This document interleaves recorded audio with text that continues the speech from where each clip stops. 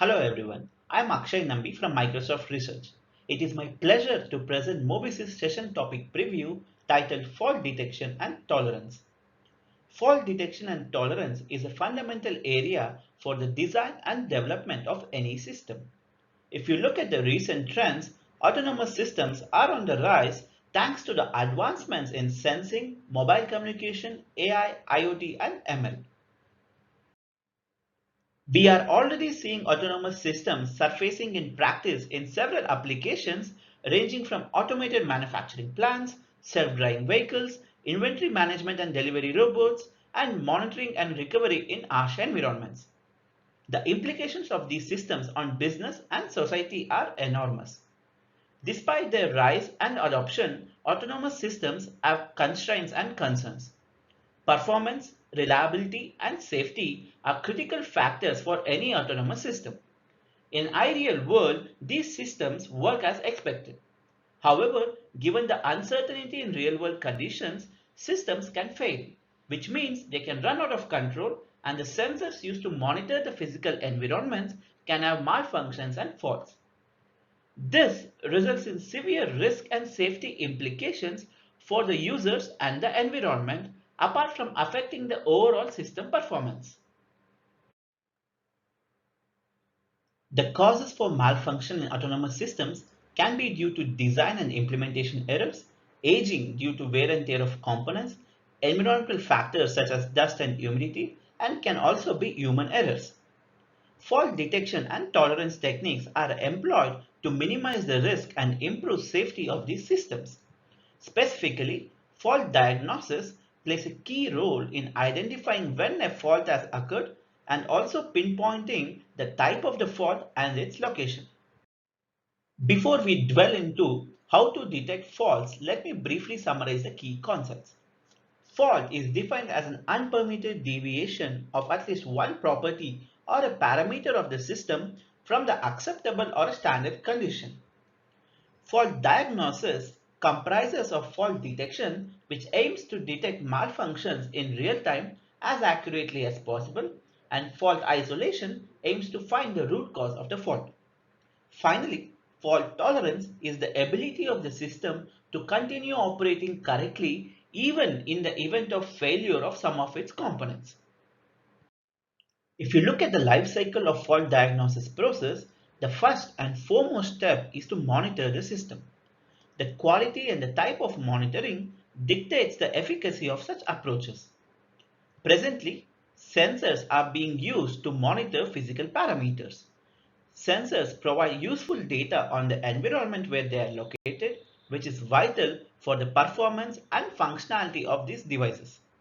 The proliferation of IoT devices has led to the deployment of billions of sensors in various domains from agricultural farms, factory floors to smart buildings and cities to sense and monitor the environment. The ability of IoT to monitor in real time and the relative ease of use has opened up a whole new range of applications. Here are the key building blocks of a typical IoT architecture, which includes sensors, networks, middleware or data processing services, and an application layer. Sensors and actuators are devices that enable interaction with the physical world. And over the past decade, significant work has been done in reducing the cost, size, and energy consumption of these sensors. Further, enhancing sensor accuracy, sensitivity, and resolution are active areas of research both in academia and industry. At the network layer, over the past decade, we have seen significant development towards robust communication techniques to reliably and efficiently transmit sensor data to the cloud. At the middleware and application layer, the sensor data is analyzed and pre-processed before it is consumed by the upstream services and applications. Advancements in AI and ML are at the heart of this layer, which extracts insights and patterns from the sensor data that will result in business value such as optimized operations and improved product quality. Fault detection and tolerance is at the center for each of these building blocks to ensure reliable and safe operation.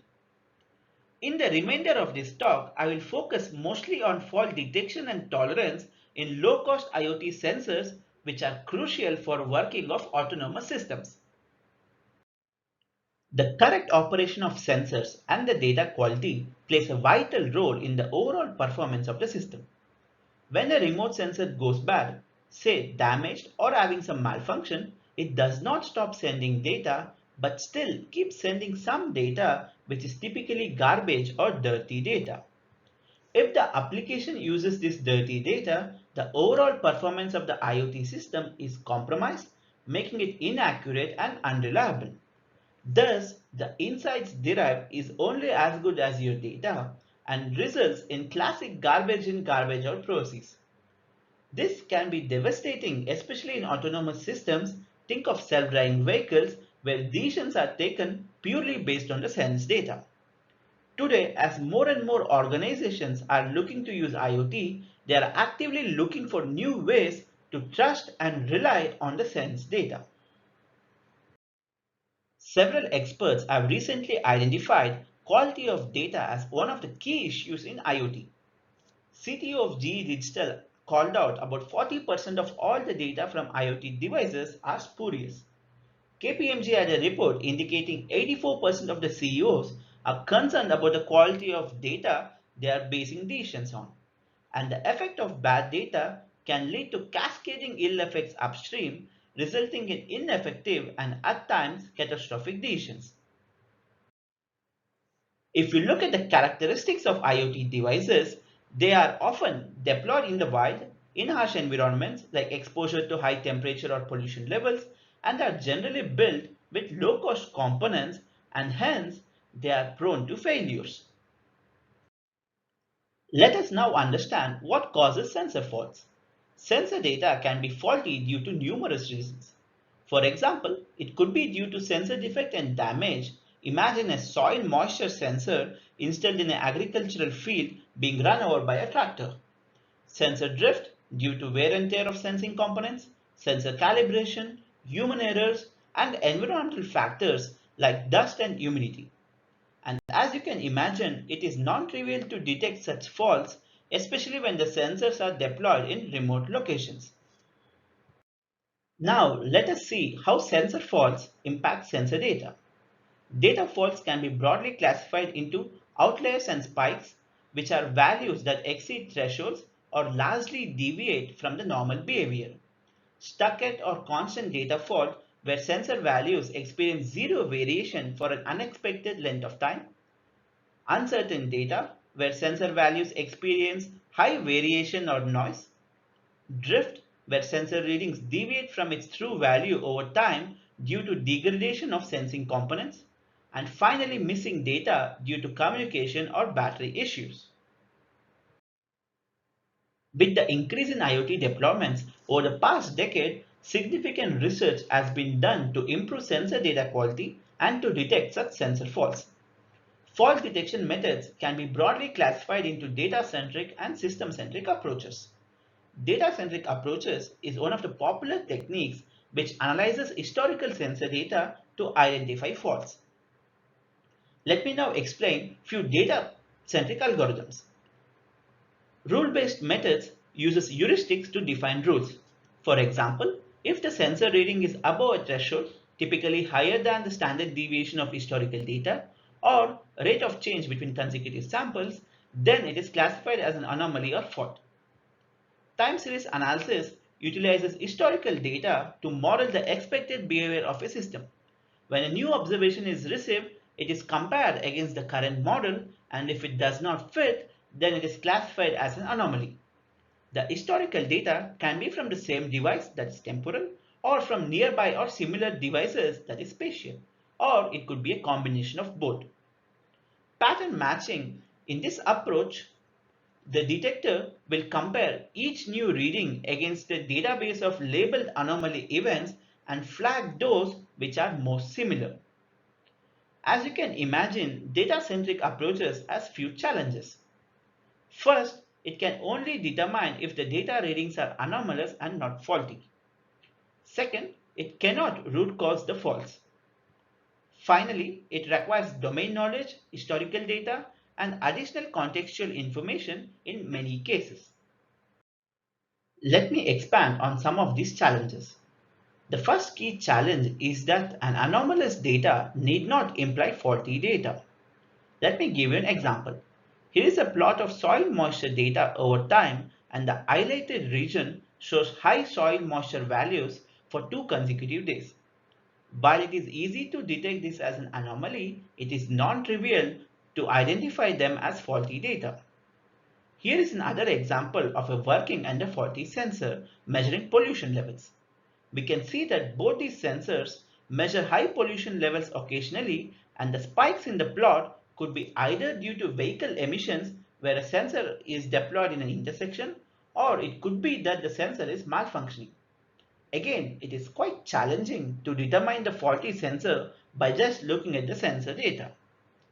To detect these as faulty data, the data-centric algorithms require additional historical data or contextual information such as weather data in case of soil moisture, or employ sensor redundancy in case of pollution monitoring, which is expensive, especially in large-scale deployments. The second challenge is that a faulty sensor data can mimic a working sensor data. Here is an example of two soil moisture sensors deployed in the same location, and one of them is faulty. Here is another example of two air pollution sensors, again with one of them being faulty. As we can see, data from both the sensors in both these domains looks very similar to each other, and it is difficult to determine which one of them is faulty. In such cases, the only way to detect faulty sensors is with the help of human intervention. However, the cost and logistics effort involved in deploying technicians to remote locations to debug, replace, or rectify is quite high, cumbersome, and also not scalable. To address these challenges, the second type of fault detection methods focus on system-centric approaches. The key idea here is that all data faults encountered in an IoT system can be mapped to a set of hardware component failures such as battery variations, ADC issues, short circuits, and so on. In fact, my current research focus is also in this area where we have developed novel system-centric approaches to detect sensor faults and improve sensor data quality. Specifically, we have developed a technique called sensor fingerprinting, which uniquely identifies the sensor characteristics by monitoring its electrical properties such as current and voltage profiles. These fingerprints have the ability to detect if a remote sensor is working or faulty, and also it can isolate the faulty components. The key hypothesis here is that when a sensor component accumulates damage that causes a fault or drift, the damage also changes the physical properties of the sensor, which induces change in its electrical characteristics. Let me now give few examples of these fingerprints. Fault curve is a fingerprint we have designed to detect faults in any analog sensors.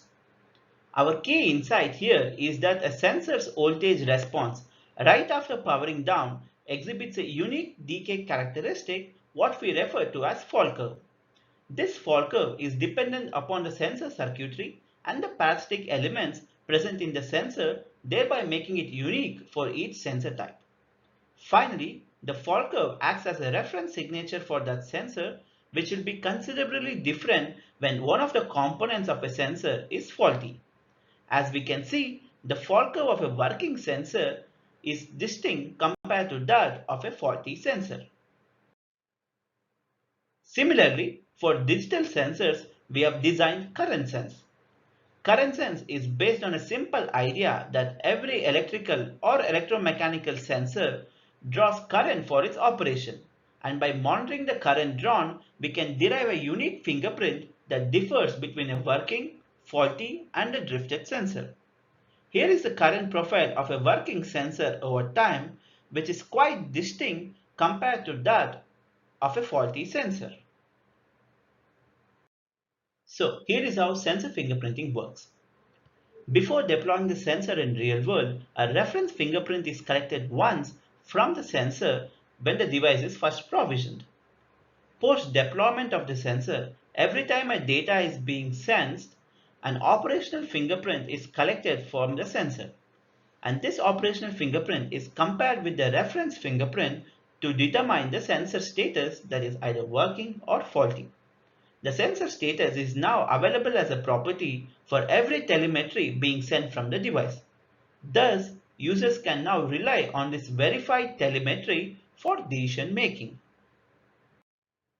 As we just saw, sensor fingerprinting relies on just a reference fingerprint to detect if a sensor is working or faulty. Unlike data-centric algorithms which rely on either historical data, contextual information, or sensor redundancy. These fingerprints can be applied to various scenarios such as fault detection and isolation, drift detection, and sensor identification owing to the unique and robust characteristics of these fingerprints. I'm also very happy to share that this sensor fingerprinting technique is now completely open source as an SDK on GitHub. We have several device and solution samples which IoT developers can incorporate into their devices to detect if a sensor is working or not. Please visit aka.ms/verify telemetry for more information or reach out to me if you are interested to use the SDK. Okay, I hope by now I have convinced you the importance of data quality and sensor reliability, especially given the rise of autonomous systems which has to operate without any human intervention. Thus, ensuring the accurate operation of IoT sensors is critical and requires advanced techniques to verify the behavior and performance of these sensors. One interesting research direction is, can we combine the two approaches, namely the data-centric and system-centric approaches, to get the best of both worlds in order to design robust and scalable fault detection techniques. Further, such techniques should also be scalable and easy to implement across billions of IoT devices. Another very important and less explored area is on fault diagnosis and tolerance. That is, once we have detected and identified a fault, what are the steps we should take to remedy or rectify the issue? Can we develop systems which can continue to operate even in presence of failures? Another interesting research direction is application of such fault detection and tolerance techniques to various safety critical systems to reduce risk and improve safety. Okay, back to today's session on fault detection and tolerance in MobiSys 21. We have four amazing papers lined up for you, and as you can see, these are fairly diverse papers addressing various aspects of fault detection and tolerance across numerous domains from satellites, smartphones, cellular networks to safety critical sensors such as smoke detectors. The first paper in this session talks about an isolated health monitoring system to save our satellites. In recent years, the rate of launch of satellites has grown significantly, mainly due to innovations in space vehicles and advancements in miniaturized space systems. However, the failure rate of satellites has also increased tremendously, and according to NASA, a whopping 35.2% of the satellites have completely failed. To address this, this paper presents Chirper, a self-powered, independent, and miniaturized model to track various satellite health parameters at regular intervals. This data is transmitted to the ground station independently, which can then be analyzed to determine the cause of failure and also to take appropriate actions. The second paper in this session is towards discovering emergency call pitfalls for cellular networks with formal methods. As we all know, cellular networks play a critical role during emergency calls. In fact, an estimated 240 million emergency calls are made to 911 each year, and more than 80% of these calls are from cellular devices. Given the huge number of calls made and the potential impact of missing any of them, yet there are very limited studies to analyze the availability and security aspects of cellular emergency call systems. This paper uses a formal method to systematically discover availability and security issues. The authors use a seed-assisted specification method which integrates prior knowledge from real-world systems into the formal specifications. An interesting result is that using the proposed formal verification method, the authors were able to identify 4 scenarios in China where emergency calls could not be made via cellular network. The third paper in this session is from my group titled Is Your Smoke Detector Working Properly? Robust Fault Tolerance Approaches for Smoke Detectors. Smoke detectors is a safety critical sensor which has become quite ubiquitous and deployed at scale everywhere from shopping malls, buildings to hospitals. These are deployed to provide early warning of fires and are responsible for precipitous declines in fire deaths. Despite this, smoke detectors do frequently fail to operate in an ongoing fire, risking injury and property damage. Existing approaches to detect faulty smoke detectors are mostly manual and limits the frequency of testing. This paper presents a novel approach to systematically detect faults and drift in smoke detectors in no smoke condition. The authors present 2 approaches. First, a fault-time fingerprint to analyze the unique electrical characteristics of the smoke detector components, and second, a mechanical test button that simulates smoke condition to measure and compensate for drift. The final paper in this session is titled How Much Battery Does Dark Mode Save? An accurate OLED display power profiler for modern smartphones. Today, OLED displays are widely adopted in modern smartphones due to their power efficiency, and the key insight here is that OLED power draw is directly related to the displayed content, and the real potential of power saving lies in exploiting the app UI color design for OLED displays. The authors explore how to design the app UI to use pixel colors that result in less OLED display power draw. To this end, they design an accurate per-frame OLED display power profiler that helps developers to gain insight into the impact of different app UI designs with respect to OLED power draw. So I encourage every one of you to join this session on fault detection and tolerance to listen to the speakers or hear their presentation online. I hope that you can join us for MobiSys 21 and we have an exciting program lined up for you. With that, I will conclude my talk and thank you for listening.